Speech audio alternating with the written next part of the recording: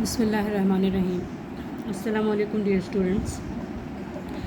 आज का हमारा टॉपिक एम्पेरिकल फार्मूला और मॉलिक्यूलर फार्मूला की डिटेक्शन के बारे में ही है और इसका न्यूमेरिकल जो कि एक्सरसाइज चैप्टर 1 में गिवन है, question number 9। And the question is ethylene glycol is used as an antifreeze.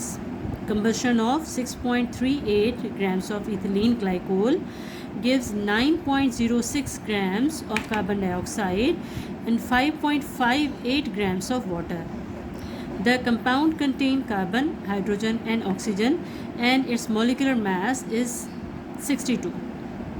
Find out empirical formula and molecular formula. तो इसमें हम वही मेथड इस्तेमाल करेंगे। सबसे पहले हम डेटा देख लेते हैं। मास ऑफ सैंपल इज़ 6.38 जो कि आपका क्वेश्चन में गिवन है। Mass of carbon dioxide produced on the combustion of ethylene glycol that is 9.06 grams and mass of water produced is equal to 5.58 grams. Molecular mass of compound is 62 and elements present in the compound are carbon, hydrogen and oxygen. Now we have to find out the empirical formula first and then molecular formula. तो सबसे पहले जो steps हम follow करते हैं element इसके empirical formula की detection में, उसमें सबसे पहले ये पता होना चाहिए कि ये एलिमेंट्स हमारे पास कौन से हैं। तो वो क्वेश्चन में ही गिवन है कि कार्बन, हाइड्रोजन और ऑक्सीजन मौजूद हैं। अब हम फाइंड आउट करेंगे मैसेज ऑफ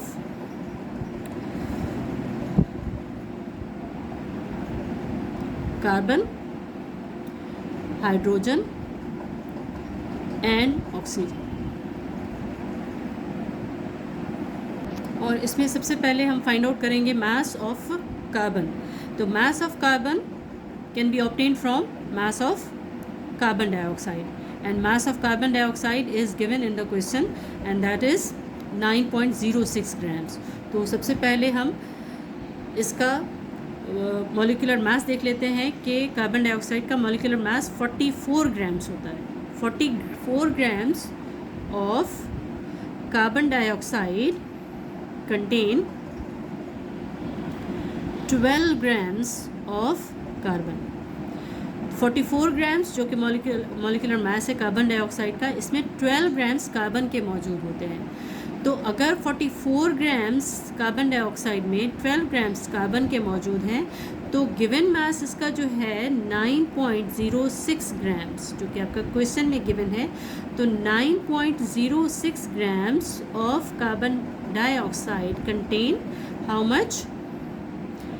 किस तरह से करते हैं हम? 9.06 को मल्टीप्लाई करते हैं 12 के साथ और डिवाइड करते हैं 44 के साथ। तो इस तरह से हमारे पास ग्राम्स ऑफ कार्बन आ जाएंगे।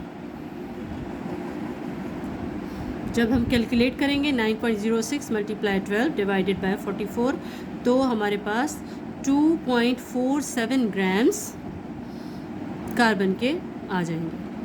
तो mass of carbon from carbon dioxide हमने फाइंड आउट कर लिया जो कि 2.47 grams है। अब फाइंड आउट करेंगे mass of hydrogen from water H2O।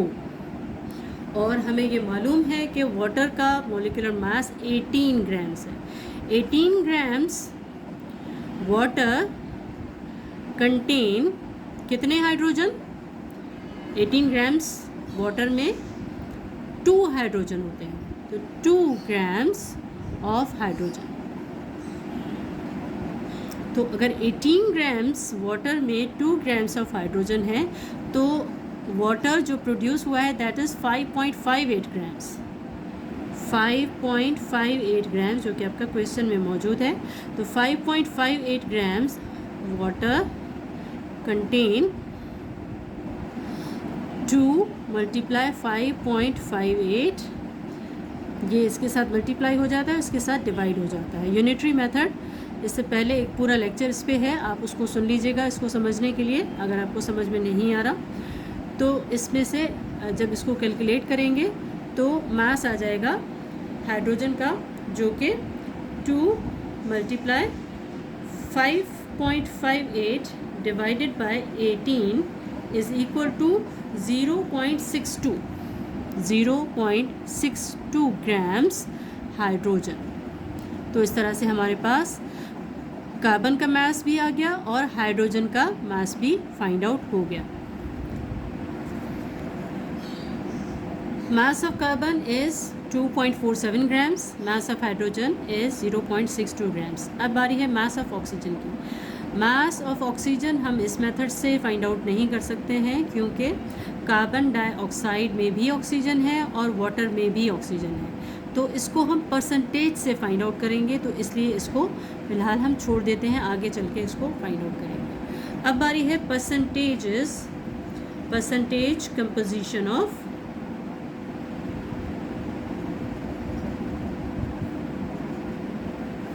masses of carbon, hydrogen and oxygen from total sample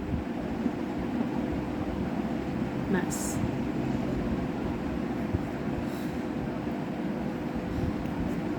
percentage of carbon किस तरह से फाइंड आउट करेंगे कि mass of carbon divided by mass of sample multiply 100. Mass of carbon is 2.47 grams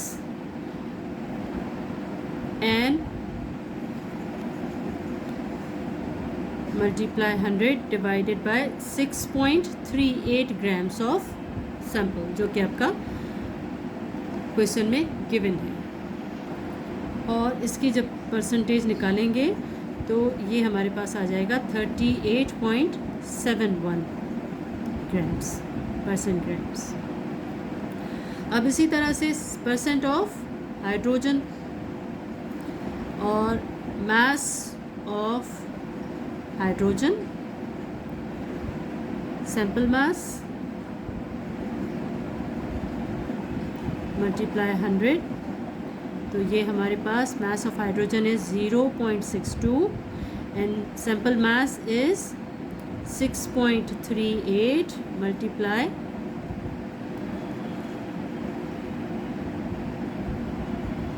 100. Percentage of hydrogen, mass of hydrogen divided by sample mass और इसको multiply करेंगे 100 से, तो mass of hydrogen is 0.62 grams हमने find out किया हुआ है और सैंपल मास है 6.38 मल्टीप्लाई 100, तो इसका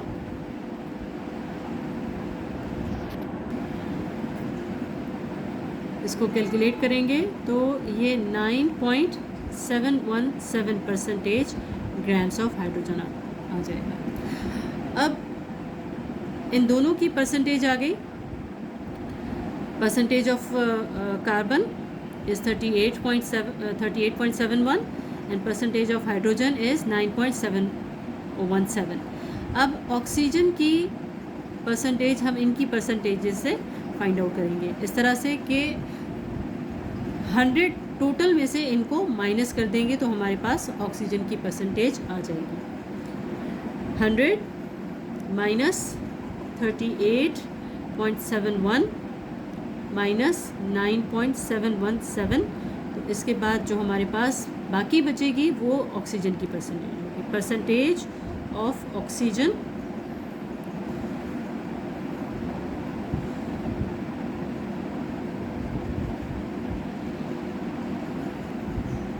percentage of oxygen is equal to 100 total, क्योंकि 100 होता है, 100 में से कार्बन की परसेंटेज माइनस करेंगे और हाइड्रोजन की परसेंटेज माइनस करेंगे तो जो बाकी होगी वो ऑक्सीजन की परसेंटेज होगी।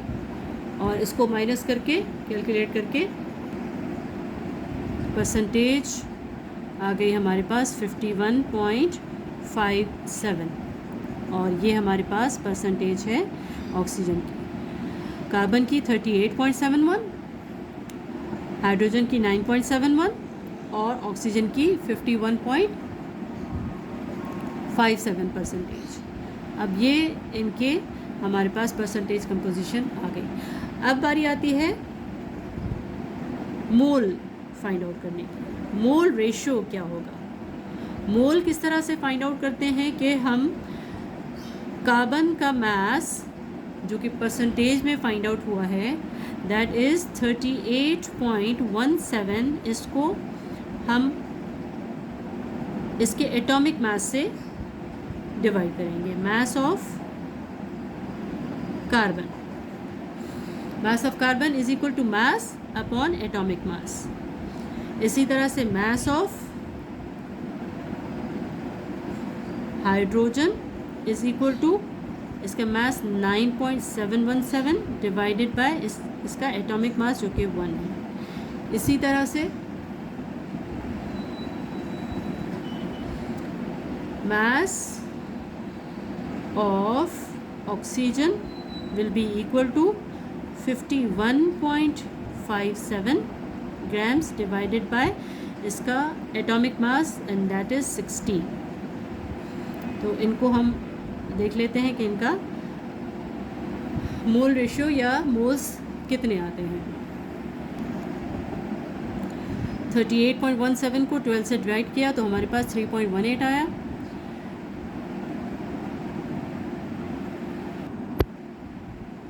नाइन 9.717 को हाइड्रोजन के एटॉमिक मास 1 से डिवाइड किया तो 9.717 मोल्स आए। और मोल्स ऑफ ऑक्सीजन 51.57 इसका मास था, डिवाइड किया 16 इसके एटॉमिक मास से, तो हमारे पास मोल्स आए 3.22 मोल्स। अब बारी है सिंपलेस्ट रेशियो फाइंड आउट करने की। और सिंपलेस्ट रेशियो में हम क्या करते हैं कि इसमें देखते हैं कि सबसे कम मोल्स किसके हैं। मोल्स 3.18, 9.717 और 3.22, तो सबसे कम मोल्स आपके पास कार्बन के हैं। तो इसके मोल्स से तमाम मोल्स को हम डिवाइड कर देंगे। कार्बन के मोल्स 3.18 सबसे कम तरीन है, तो इसका सिंपलेस्ट रेशियो मोल रेशियो निकालने के लिए सबसे डिवाइड कर दिया। 3.18 को 3.18 से डिवाइड किया। हाइड्रोजन के मोल्स 9.717 हैं, इसको 3.18 से डिवाइड किया। और ऑक्सीजन के मोल्स 3.22 हैं, इसको 3.18 से डिवाइड किया। अब हमारे पास कार्बन 3.18 डिवाइड बाय 3.18 1 आ गया। हाइड्रोजन 3.0 और ऑक्सीजन 3.22 डिवाइड बाय 3.18 1.0। तो हमारे पास जो सिंपलेस्ट रेशियो कार्बन का 1, हाइड्रोजन का 3 और ऑक्सीजन का 1। तो इससे हम कंक्लूड कर सकते हैं कि हमारे पास जो एम्पेरिकल फार्मूला है उसमें कार्बन का 1 एटम मौजूद है, हाइड्रोजन के 3 और ऑक्सीजन का भी 1। तो ये हमारा एम्पेरिकल फार्मूला डिटेक्ट हो गया। इस तरह से कार्बन का 1 एटम, हाइड्रोजन के 3 और ऑक्सीजन का 1 एम्पेरिकल फार्मूला हमारा डिटेक्ट होके आ गया। हमारे पास जो कंपाउंड है इथिलीन ग्लाइकोल, उसका एम्पेरिकल फार्मूला CH3O हो गया। अब इसका हम फार्मूला मास निकाल लेते हैं। फार्मूला मास क्या होता है? Sum of the masses present in the empirical formula. और ये कितना होगा? कार्बन 1 यानी कि 12 प्लस हाइड्रोजन 3 टाइम्स है इक्वल टू 1, 3 हो गया। और ऑक्सीजन भी एक ही बार है तो ये 16 हो गया। तो इसको टोटल हम निकाल लेंगे तो इसका फार्मूला मास हमारे पास आ जाएगा। फार्मूला मास हमारे पास आ गया 31। अब हम फाइंड आउट करेंगे molecular formula. Molecular formula find out करने का इस तरह से है कि n मल्टीप्लाई होता है एम्पेरिकल फार्मूला के साथ, तो n मल्टीप्लाई CH3O और n फाइंड आउट करते हैं, n is equal to molecular mass divided by formula mass, और मॉलिक्यूलर मास क्वेश्चन में गिवन है दैट इज़ 62 और फार्मूला मास हमने डिटेक्ट किया दैट इज़ 31। तो इसको जब हम फाइंड आउट कैलकुलेट करेंगे तो ये 2 आ जाएगा, यानी n की वैल्यू हमारे पास आ गई 2। तो 2 अंदर मल्टीप्लाई हो जाएगा CH3NO, और इसको जब अंदर मल्टीप्लाई करेंगे तो C2H3 multiply two 6 NO twice. तो ये हमारे पास इसका मॉलिक्यूलर फार्मूला डिटेक्ट होके मॉलिक्यूलर फार्मूला आ गया, और ये है C2H6O जो कि इथिलीन ग्लाइकोल का मॉलिक्यूलर फार्मूला है, इथिलीन ग्लाइकोल।